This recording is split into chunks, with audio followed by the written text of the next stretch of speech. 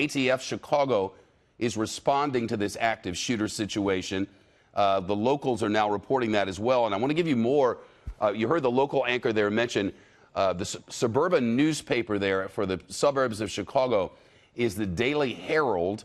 And it is the one who's on scene and reporting that 4 Aurora police officers and multiple civilians have been shot.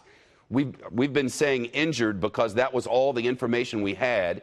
Now this is the first hard report from the locals that people have actually been shot. And among those, 4 Aurora police officers and multiple civilians shot with the suspect at large. Again, that's from the Daily Herald, which bills itself suburban Chicago's information source. And I'll give you the rest that they have.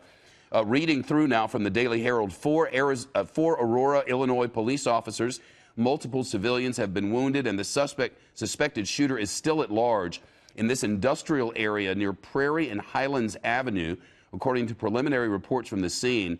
There were unconfirmed reports earlier, which I won't get into because they're unconfirmed, but I can tell you multiple victims are now being airlifted to Advocate Good Samaritan Hospital in Downers Grove, which is nearby. Again, this is the reporting of the Daily Herald. SWAT teams from throughout the suburbs are being called to the scene. Police are urging anyone in this area to shelter in place. And nearby Holy Angels School and some businesses are on what we heard earlier as a soft lockdown. So what was a serious situation has become much more dire now, with the reporting now from the suburban newspaper that 4 Aurora police officers and multiple civilians have been shot, and the suspect currently at large. Jonathan Hunt is our chief correspondent, is working sources in the background here for some updates. Jonathan, what are you learning?